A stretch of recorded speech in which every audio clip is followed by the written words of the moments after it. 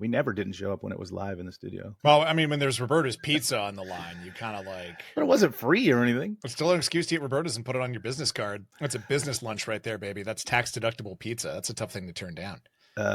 Are you B-rolling? Yeah, man. We're B-rolling right now. Oh, shit. I didn't even know that classic line about tax-deductible pizza didn't just disappear into the ether. That's going to live on the internet forever now. Thank goodness. So you don't shun the devil with your rock and roll load. Knows that country music's gonna save your soul. The devil runs his groove in them rhythm and blues. That sound it's gonna get you sun in the air. Welcome back to the Speakeasy. I'm Sother Teague. And I'm Greg Benson, and we have some breaking raccoon-based news out of my home state of Virginia. Did you hear about this, Sother? Yeah, I saw a little something about it, but why don't you tell us what's going on? Well, this is one of those instances where I really wish podcasting was a visual medium, and it is if you subscribe to our YouTube. But the videos of this are really worth watching. Apparently, a raccoon broke into a Virginia liquor store, which technically, because Virginia is a control state, makes this a government crime. That's right. Raccoon broke into a liquor store over the weekend, helped itself to a whole bunch of liquor on the bottom shelf, apparently drank it, and then passed out in the bathroom. And this is the part where you're really going to want to look this up on YouTube or Instagram. I try to avoid anthropomorphizing animals because I think the cool thing about animals is that they're not humans. Mm-hmm. But it is very funny when you see an animal doing something where you're like, yep, I've been there, man. And seeing this raccoon passed out on the bathroom next to the toilet, I don't know a single person who has sent this story around. And by the way, to everyone who sent me this story, I appreciate it, but there's a certain number of times that you can send a story about a drunk raccoon passing out in a bathroom to a person before it gets a little insulting. So like, let's pump the brakes on that. But I think we can see ourselves in this raccoon. Yeah, I saw the photo, and yeah, we've all, I've certainly been there. I think if you're on or listening to this show, you have too. And the raccoon is fine. Raccoon is fine. Yeah. Animal control released it back into the wild. They specifically said that he sobered up. Yeah, they held him until he sobered up. They didn't just put him back out there all loopy. So they held him till he, they kept him in the drunk tank till he dried out. But what remarkable creatures, man! Otis the raccoon from Mayberry RFD. I don't know if you've been following these stories about like early raccoons showing signs of self-domestication. Yeah, I did see that actually, because I think weirdly raccoons are very zeitgeisty. People really identify with their sort of wily nature, and the mischief they get into. And I have seen a few articles that say that they're kind of self-domesticating, but then I've seen a bunch of articles that came out kind of almost immediately to debunk them. So I think it's just, I don't know, more popularized raccoon content.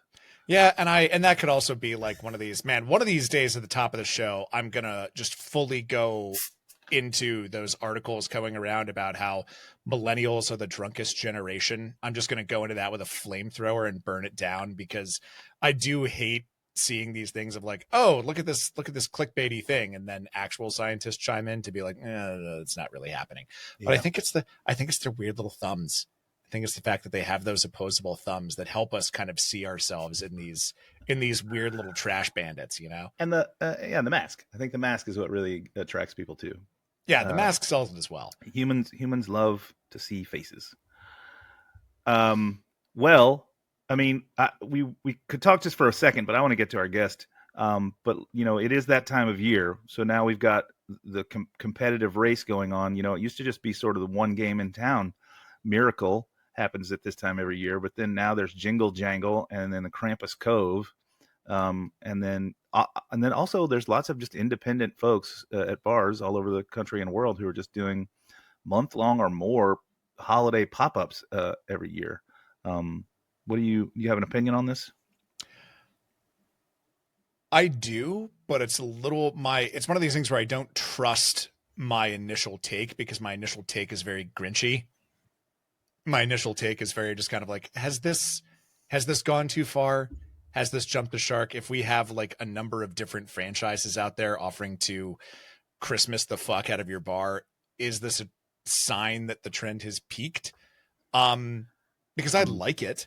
You know, I went to Jingle Jangle, which is the bar that has fully taken over the Dead Rabbit Yep. here in New York. They are completely different. The Dead Rabbit menu is on vacation until I assume sometime in January. It's a completely new all holiday, all the time menu. The bar inside is lovely.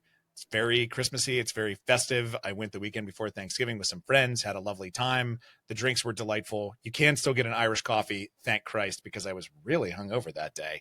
But I don't know. It does feel a bit like we're approaching a cultural saturation point. What do you think? I'm kind of in line with you in that I do like it. Right? It's fun. It's transportive. It's all those things. The thing that I don't like about it as a bar owner, and I've never done anything like that, and I likely never will. That's not my style. But I do like going to those things.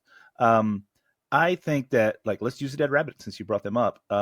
If I have traveled to New York City from somewhere else in the world and am trying to go to the Dead Rabbit for the Dead Rabbit experience, I think I'm disappointed when I walk in and it's Jingle Jangle.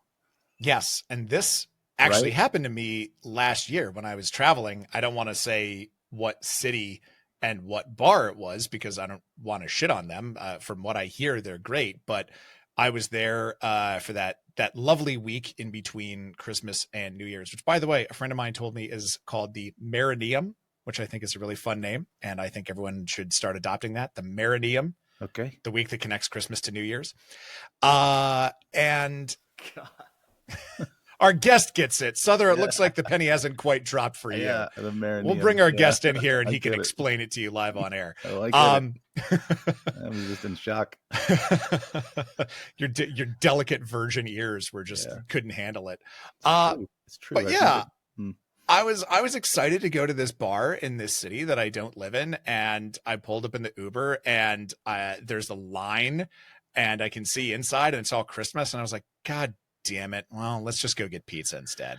Well, I wouldn't even mind. Like you said, you can still get the Irish coffee. Certainly, that's a hallmark of what's going on over at the Dead Rabbit. And I'm not picking on the Dead Rabbit. I'm just using them as an example. Like, I wouldn't mind going into a place that's like over the top decorated and has a special menu, as long as I can still get the things that they're known for, so that I can say that I went and I got that experience plus this experience. Exactly. Especially again, if I'm traveling. Like, I get it, man. New Yorkers probably are all, agog about Jingle Jangle because they're like, oh my gosh, I love the Dead Rabbit. Anyway, here's this month and so of a year that they do this totally different thing, and I love it too.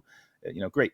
But again, for me, owning a bar that's got some global notoriety, like I never do. For instance, I never do buyouts at Amore Margot, never. And on the rare occasions that I have, I say to whoever is buying us out, you cannot buy us out for the entire night. I must have at least a window at the beginning of the evening or the end of the evening where I can invite regular people in, because I don't want someone traveling all the way from, I don't know, Norway, who read about Amore Margot in a magazine and he wants to see it and he comes to the door and it says, not tonight, pal. I don't want to take that opportunity away from that person. And I'll look away from kind of trash bags full of money to ensure that that person gets protected.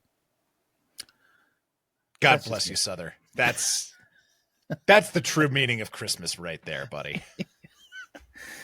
Well, speaking of Christmas, Yes. Why don't we bring someone into the studio to, festive us up a little bit? Yeah, speaking of Christmas, we have the most festive man currently in the studio with us. Our guest today is the founder and master blender of 2XO, which is a Kentucky Straight Bourbon whiskey company.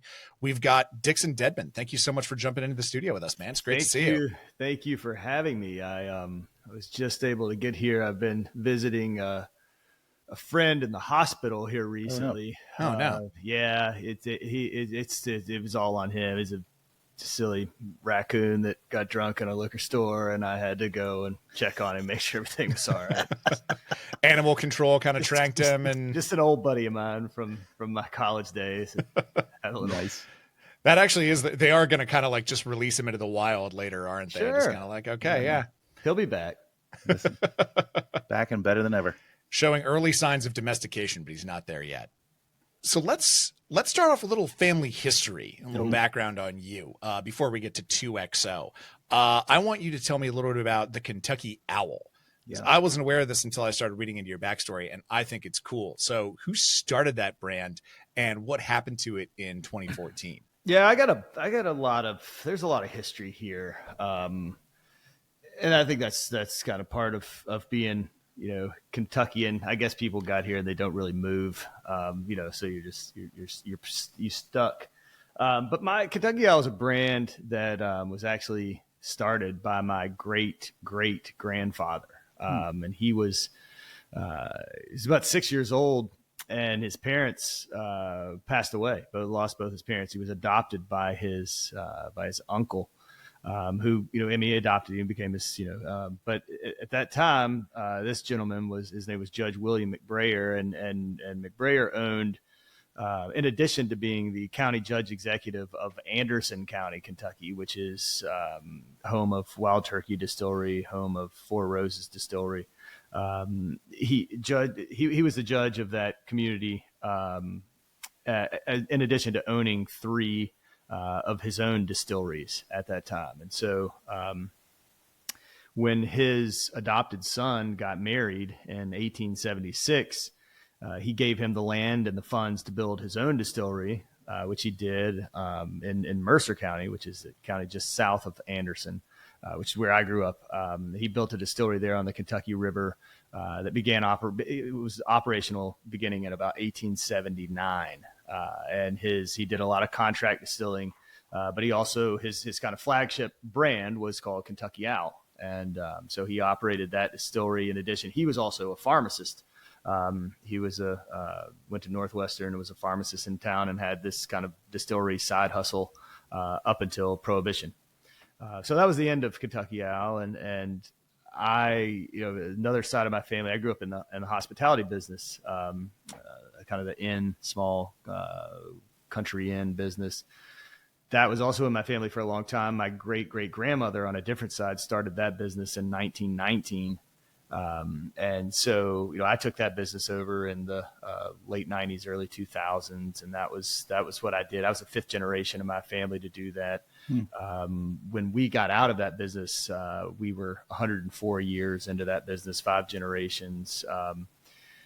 It was a very traditional, Kentucky Southern cuisine. I mean, I got to be one of the few people that's ever accepted a James Beard Award for fried chicken, country ham, and corn pudding. But I did that in 2015. And, but so I was in that business.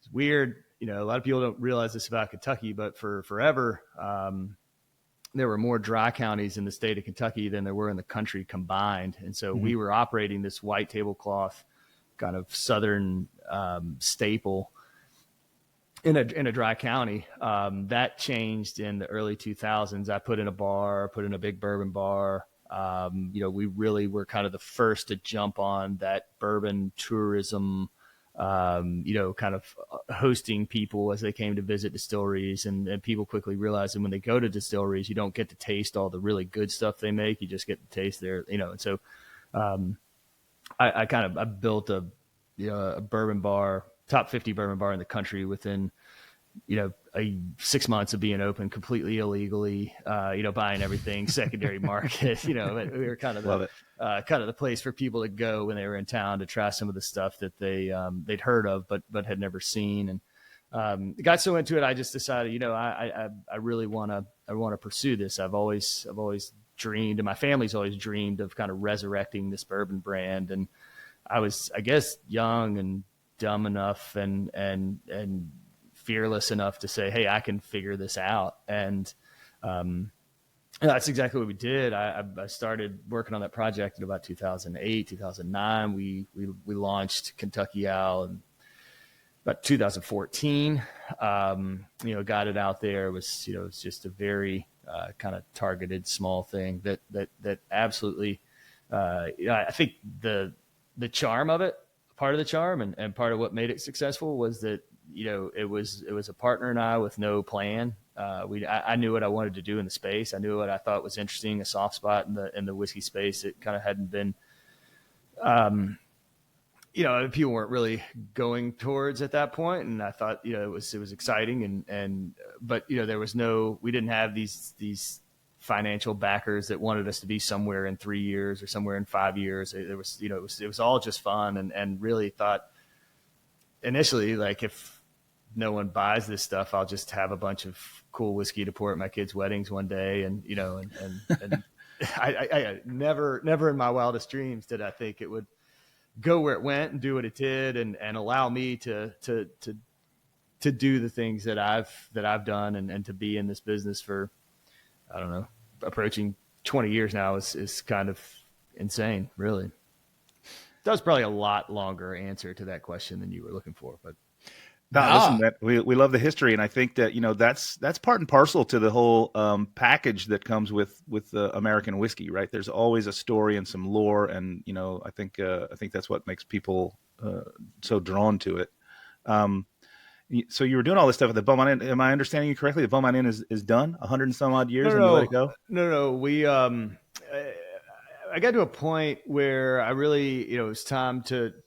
I did both for a long time. I was running an inn and restaurants, from like Thursday to Sunday, and then I would get on an airplane and fly somewhere and do a bunch of like bourbon stuff, and I couldn't do it. I needed to retire my parents, just a lot of things, and so I had a cousin who had some kids that are younger that were kind of looking, and they said, we'd really like to take a stab at this. And so it's still in the family, still in, still rolling. I just don't have to go in and be the de facto dishwasher when somebody doesn't show up anymore. So listen, I know that feeling. Yeah. We all got into this business for the glamour, that's why we do it.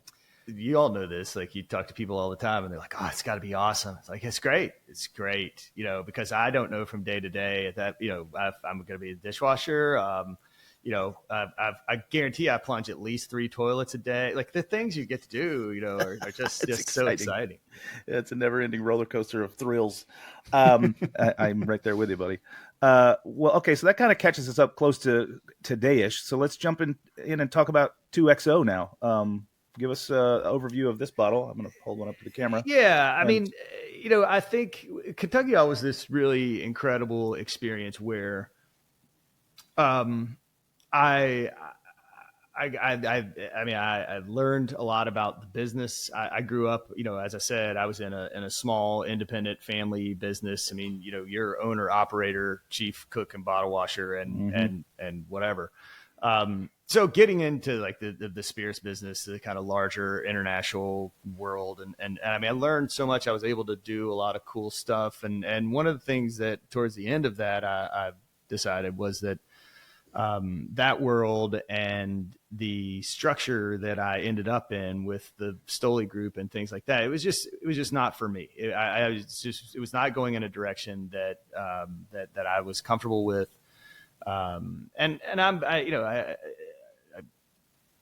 very proud of what we've created here in Kentucky, the legacy that my family has, the Beaumont Inn, what we did with, for generations. And I'm very, I am very, I don't know.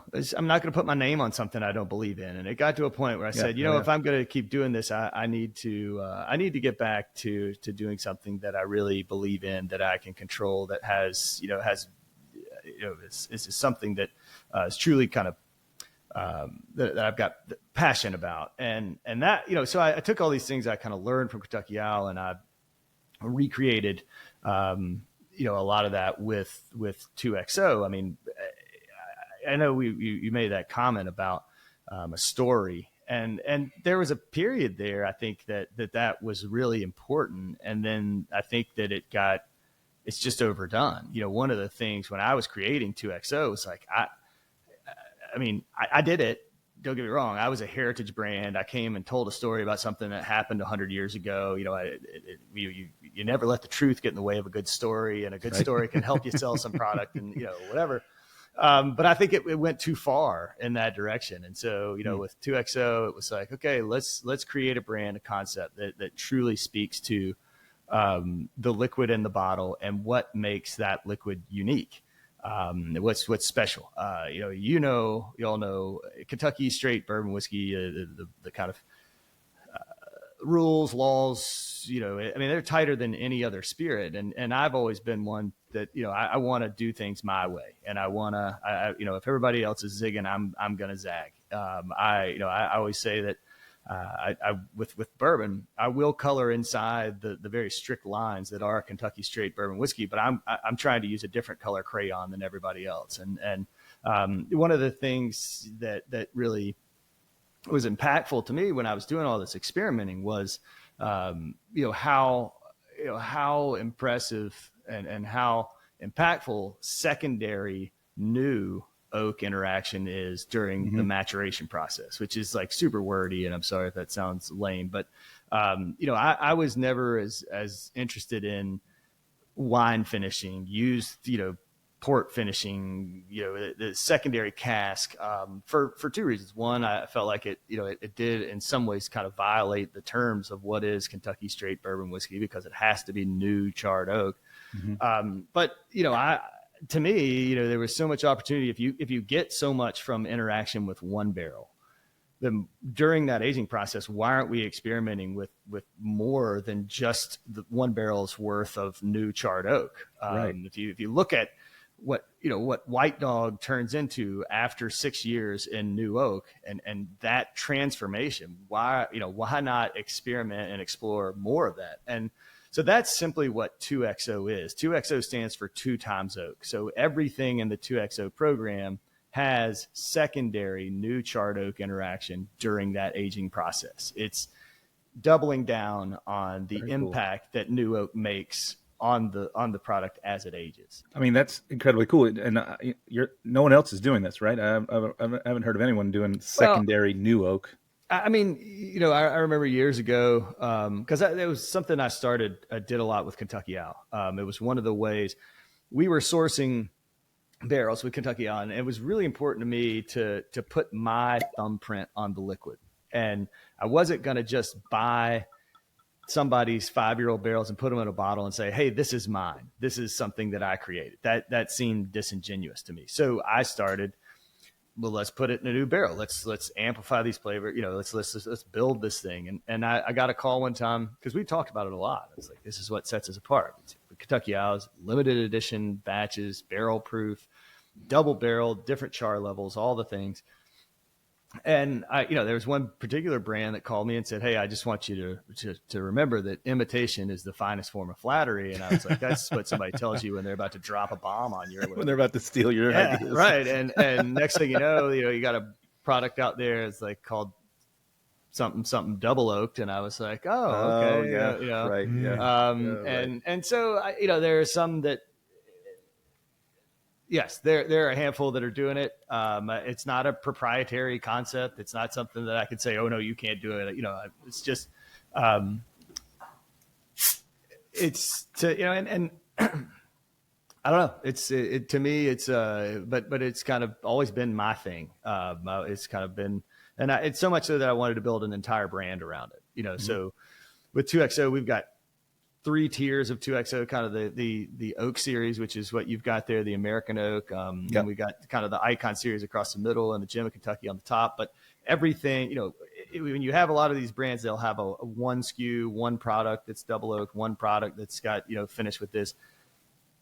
2XO across the board, start top to bottom, everything in between. Everything has secondary oak exposure during that maturation process. So it's the whole program.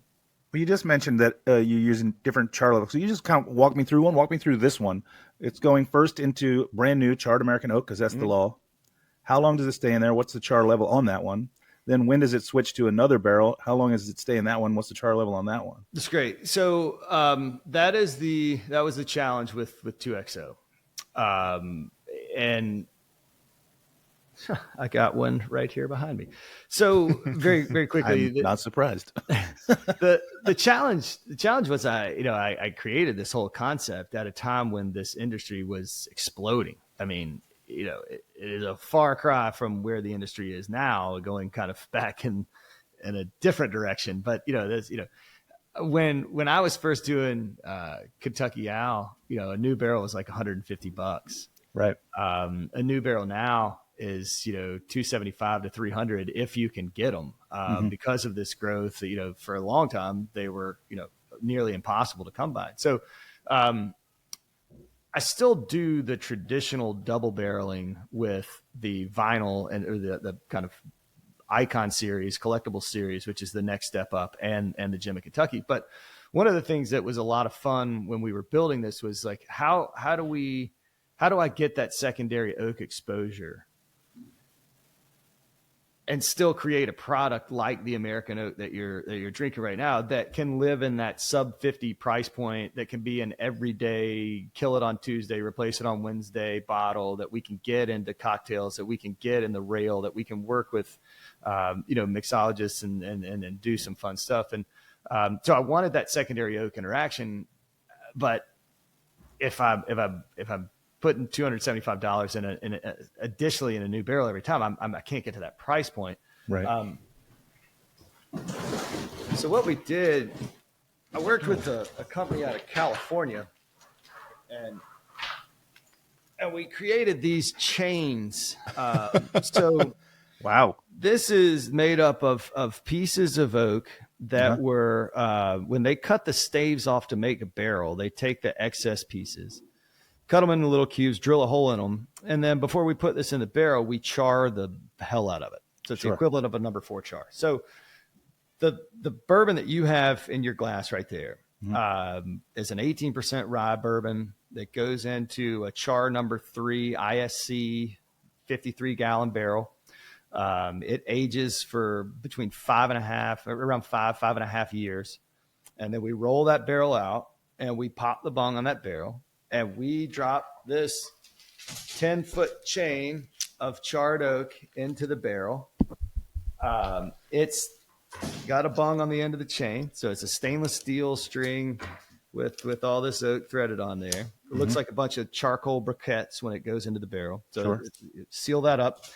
That stays in the barrel. American oak stays in the barrel about 10 to 12 months. And then, we roll those barrels out, pull the chain, dump the barrels, and bottle it. And so the fun part about creating the whole concept was the surface area on that chain is the exact same surface area as the interior of a new 53-gallon barrel. Really smart. Really smart. It's a $35-$40 chain as opposed to using another $275 barrel or whatever. And then we have boxes full of these used chains of oak that we give to people to wrap their Christmas trees with and fun stuff like that. It does kind of, when you were pulling it out, I was just like, is this tinsel? Is this a rattlesnake skeleton? What's this guy? I know. And it's funny because I'm glad I have one. Most of the time I call it I call it a chain. I don't even know that really has a name, but mostly if I describe it, I don't have one to show people. You could just see them. There's they can't. It's hard to visualize, and then you show them that, and they're like, "That is not what I was thinking at all." But I get it. No, it's like a skewer that's flexible of cubes of burnt wood. Yeah. It's an oak kebab. Yeah, it's an oak kebab. Yeah, it's a dodgy oak kebab. So we do. I've got in that line. I've got the American oak, which is what you've got. It's got the blue label on the front of it. It's kind of that very traditional vanilla and spice. Like I'm always about complexity, so I want sweetness, balancing spice. So I want movement on the palate. But that that one is that's our everyday. Just always. It's kind of the flagship. We've had a lot of fun with that. Got a lot of great response to that. It's kind of, but it's an everyday drinker. It's a 92 proof.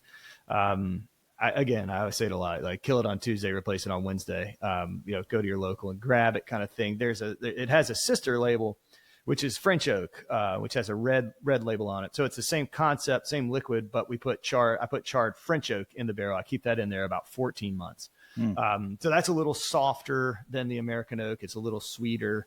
It's a little richer front of the palate, not as much spice on the back of the palate. So it's kind of a yin and yang thing. We've got kind of the traditional spicier, peppery American oak and the sweeter, softer French oak.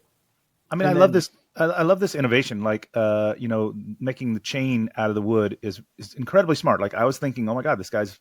I was thinking about the cost. I was thinking he's buying 2 barrels for every barrel that he's making.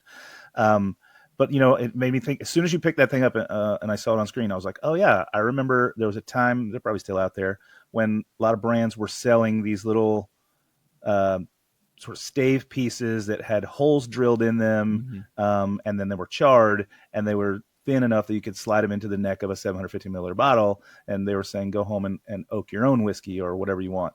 Yep. I would never have, maybe if you give me a million years, I could have thought maybe I would put this into something that was already oaked. But I think people were using this to put into things like some White Dog or whatever. And kind of make I don't know if this interests you or not, but it was That's why we're here, buddy. This is interesting. Well, there was this interim period in between Kentucky Owl and launching 2XO, and I was doing a lot of consulting. And that was consulting, as you all both know, is a lot of fun. But you're also just kind of putting out other people's fires, and that gets kind of old after a while. But there was this. Everybody, it was this race to get into this industry, and everybody's trying to like figure out, I want to get in, I want to put money in, but I want something now. I don't want to have to wait 6 years or 7 years or 8 years or whatever. And so, I was helping this one group, and they were basically buying new fill barrels, so just White Dog in a brand new barrel. And I was working with this company, and I was just to like try things. And what they would do is they would take like a cheesecloth bag of little cubes of oak. They weren't even really charred; they were kind of toasted bags of oak, and they would stick that down in the barrel. And then they would basically run a little hose into there, and it was kind of like the pump on a fish tank. It would just like every 15 seconds, like blast a little shot of air in there, just enough to agitate the liquid, and it would cause it to interact with this little bag of oak. And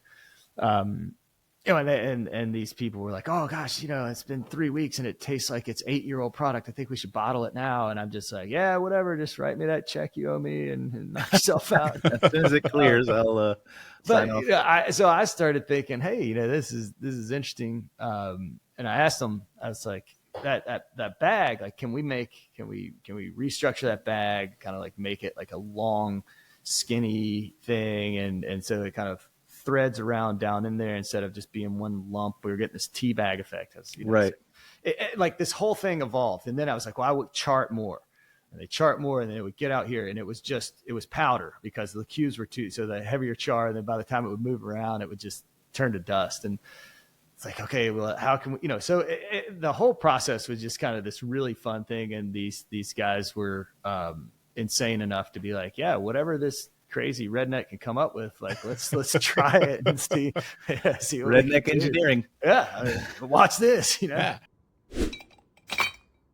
So Sother, I know that you, like me, are no stranger to a multitude of different living arrangements, living with partners, living with roommates, living by yourself. And I'm sure you have found, like me, that your personal assessment of how much room in the freezer should be dedicated to making just ice is, let's say, a touch higher than the general populations. And I thought that this was just going to be the way things were forever until I realized there is a clear ice machine that sits on your countertop. Yeah, Claris. I love this thing. I've had one for quite some time.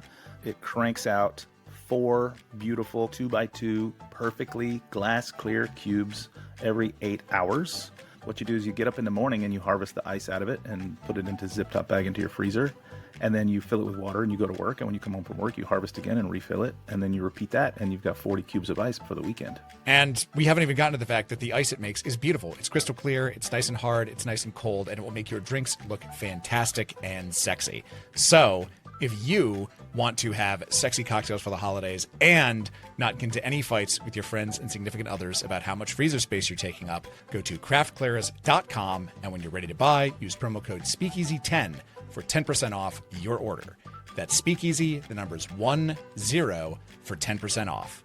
Cheers. Let's talk a little bit about the brand itself and specifically the way that it's kind of positioned. This is kind of a 30,000 foot more navel gazy question, but I always like to save the unfair questions for the end after everyone's nice and warmed up. And liquored up. Yeah, exactly. That's true. Yeah, I've been drinking a good deal of American XO, so I'm at my most podcasty right now. There you go. Yeah. But I want to talk about blending versus distilling because you blend 100% of your stuff, correct? Correct. And there was a time, and I think it's safe to say that this time is in the past, where people who were 100% blenders were kind of coy about it. Some people so coy that they got sued. Because the common wisdom at the time was that unless you had a still and were, creating the raw material on premise, you weren't really making whiskey. And I think a lot of people did a lot of hard work to say, no, like blending is an art. It is complicated and it takes skill and practice, and not everyone can do it. And therefore I feel entitled to say that I made this whiskey because of my skill at blending these things together. And I want to ask kind of what inning of that game you think we're in now. Like, how does that affect how you position your business? And just how do you think about that philosophically in terms of the way that you fit into the whiskey firmament writ large? Yeah, I mean, I think that is a awesome question, and I feel like I have lived that. When we came out with Kentucky Owl, and we immediately, just because of the cost we had in the liquid and the double barreling, I mean, we out of the gate, 2013 or whatever, we were one of the most expensive American whiskeys out there. 100, our first bottles were $160, which was, I mean, that was a lot at retail then. And when you were an NDP at that time, so a non-distilling producer, basically a blender of stocks that you didn't make, like, that was just, those were fighting words, I mean,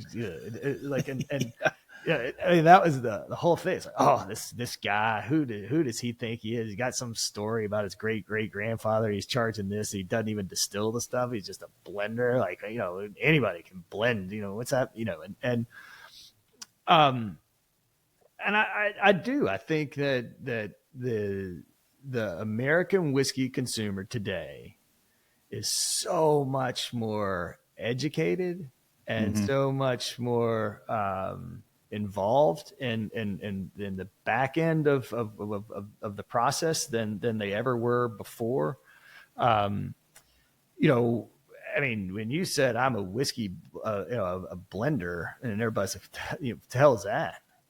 Like, Yeah. If you ain't, if you're not the guy that's is turning the corn into liquor, then you ain't. And the reality is that the majority of the distilleries, I should say majority, all the, they're massive production facilities. They're making the same thing over and over and over again. They want it off that still to be the exact same thing every single time.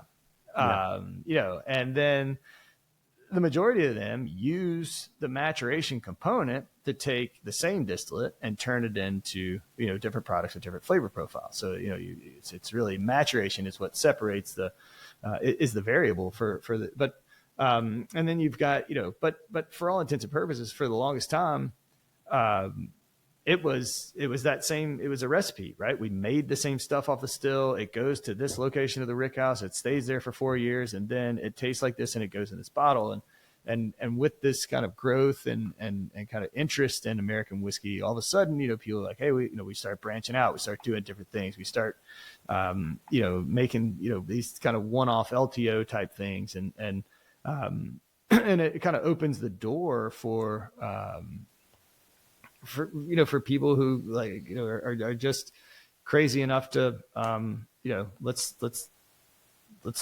blend a little of this with a little of that and see what happens. And so I think, we've almost gone too far in the direction where everybody has to know every little minute detail of everything. And I think that's just like asking the baker to mill the flour. I mean, you know what I mean? Got to the point now, sometimes I just want to be like, okay, do you like it or not? Like, that's right. I'm not talking about my stuff or whatever. It's just like, I mean, guess what? Like, I don't give a shit that the corn was grown by Amish farmers who only fertilize the soil with grass-fed alpaca manure, and on and on. It's like too much. But that's kind of where a lot of people have gone. It's kind of the other end. But when I started, it was like, oh, if you don't make the stuff, then you don't know what the hell you're doing. So it's been interesting. Yeah, and I like that we're circling back to a place where it's like it's okay to just like something. Mm-hmm. I think we actually have our end of year show coming up where it's Sother, Damon, and I are our own guests, and we kind of talk about the trends. And I'm so excited to talk about the kind of like the high dive concept that's been out there this year, because I love talking about Miller High Life, and I feel like I'm going to be doing a lot of that. But I think there is this notion that's pervading the world of air quotes sophisticated drinkers that like it's okay to like what you like, man. It's okay. It's okay to enjoy a Bud Light if that's what makes you happy. That's the whole point. Yeah, it is funny. You go to you see the people now, and it's like, You're like, you're telling me how great and how wonderful and how Old Forester is, and 3 years ago you would have never been caught dead drinking Old Forester. Sure. It's funny how you drank it, but you did it in secret, in like the dark corner of the bar where you hope nobody saw you. Well, and I guess it also kind of comes down to storytelling, right? I mean, like you were saying, we've had people on the show who like, I'm thinking of the folks at Widow Jane who spent like 10 years to produce a new strain of corn that was exactly like the kind they wanted to use in their bourbon. And we just had Rob Easter from Workhorse Rye on a couple weeks ago, who is really into kind of, using specific heirloom grains to make his stuff. And I think it matters, like we've been talking about, whether or not it's good on the other end. But I also think too, it's if you want to dig into the brand, if you're one of those people that wants to interrogate it a little bit further, there's a cool story there. Those two have a cool story, and you've got your 10-foot long oak snake that you can bust out and show you people. have to have a story. Like you've got to have a story. I mean, it's part of it. And it's, and sometimes that's a little, it's a little hokey, and sometimes, it hits. And, I'm not faulting anybody for, all of that is important, and having something that sets you apart, and being able to talk about your product. But it's like, now, now we're to the point where people they look at a bottle of a Four Roses, private selection single barrel, and they're like, oh, that's fourth floor in front of the third window from the left. And it's like, okay, that's too much shit here. Like, come on. And by the way, for those of you wondering, 10-foot long oak snake was my nickname in college. I'm gonna have a bumper sticker made that says, caution, 10-foot long oak snake on board, or something like that. You get a lot of honks. You get a lot of people. Put it on the back of all the company vehicles. Yep. Mandatory. Well, I have no idea how we're going to segue from that. Yeah, I was thinking the same thing. But I guess, those company vehicles are driving around Kentucky, and we like to end by asking our guests, where are you drinking these days? I mean, you're kind of, spoiled for choice since you're a whiskey guy, but what are some of your favorite establishments to go out and frequent? Well, I gotta, I'm drinking at this lovely place called Porta Villa in Calabasas, California, next Tuesday. If you happen to be there, okay, that's a big event we're going out to do. But my favorite little local spot's called Morley's Backyard. They're huge 2XO supporters. They make a heck of an old fashioned, and I'm so over the old fashioned, but they do make a good one there. So that's my local spot. Where can our listener follow along with your shenanigans? You got an Instagram or something you want to plug? Yeah, I mean, we're at 2XO Whiskey is the official one where you can see the what they create in the little like the creative meetings about lame stuff, and then you could go to at Dixon _Dedman and see videos of like me listening to rap music while I drive my kids to school. And I was gonna say, make it sound like that's like the outtakes, like Yeah, this is like that's the raw, shenanigans. unfiltered That's shit. Got it. Yeah, just for the listener, that's 2XO whiskey, and that's the number 2XO whiskey for Instagram. Cool, man. Well, we've really enjoyed having you on. Yeah, I appreciate it. Thanks for having me. It's a lot of fun. Oh, anytime, man. Well, that is going to do it for us on this week's show. But if that wasn't enough to make your heart grow 3 sizes that day, you can become a regular on our Patreon. Our regulars get love, obviously, but they also get longer shows, no ads, cocktail recipes from all of our guests, access to our live monthly hangouts, and a free cocktail kit each and every month from our friends at Shaker and Spoon. As always, we didn't have time for everything we jawed about with Dixon on the main feed. So if you want to hear our whole conversation, you should definitely become one of our beloved regulars today. And speaking of the feed, you may have noticed that we've been sprinkling in some bonus episodes. All month long, we're going to be dropping boomerang episodes. Those are video episodes that we recorded out in the wild at bars and distilleries that our friends own and that you can now see with your very own eyes on our YouTube page.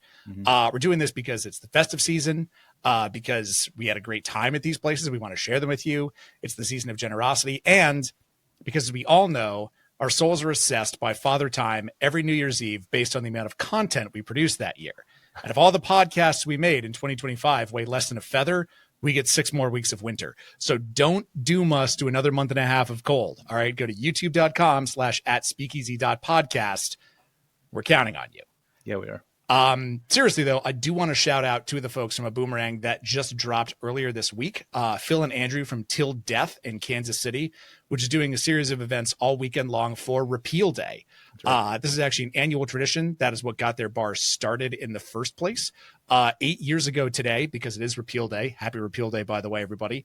They reopened the speakeasy below their funeral home in Kansas City in support of the Veterans Community Project. And today they've raised $75,000 in 2025 alone, as well as providing 31,000 meals for their local community food banks. The events this week are sold out, but if you want to make a donation, the link is in the show notes. It's for a good cause, and also it's a speakeasy under a functioning funeral home. It fucking rules. They're awesome, so you should definitely check them out. Yeah, it's amazing. You might remember a while back, I got the chance to bartend there. The bar top itself is a actual casket. On top of that casket is an urn that's been turned into a cocktail smoker. Til Death is a just charming and absolutely quirky bar that operates solely for charities. Wonderful guys, wonderful concept. So definitely check out that episode and then throw them some money if you're feeling generous. And speaking of things that rule, Sother, how's Sauced coming along, man? Sauced is doing well. Thanks for asking. Again, if you're feeling generous, my Kickstarter is coming to a close. Sauced, of course, is my new show that's going to launch in January, all about cooking with booze and drinking with food with my co-host, Tim McCurdy, formerly of Vine Pair. He and I are really putting everything we have into this show. It's going to be outstanding. Go check out the Kickstarter to help support us and get us off the ground with a head start. And we look forward to getting sauced with you in January. Awesome. Check that out. And be sure to tune in next week when our guest is a fresh face, a new up-and-coming author by the name of David Wondrich. Wondrich? I don't know. Yeah, good kid. I know. I think his career is going places. Some of our listeners may be familiar, and he has a new cocktail comic book that we're going to talk about. So stay tuned. And until then, cheers, everybody. Cheers, guys. Thanks, y'all. So you don't charm the devil with your rock and roll, Lord. Knows that country music's gonna save your soul. The devil runs his groove in them rhythm and blues that sing. It's gonna get you some.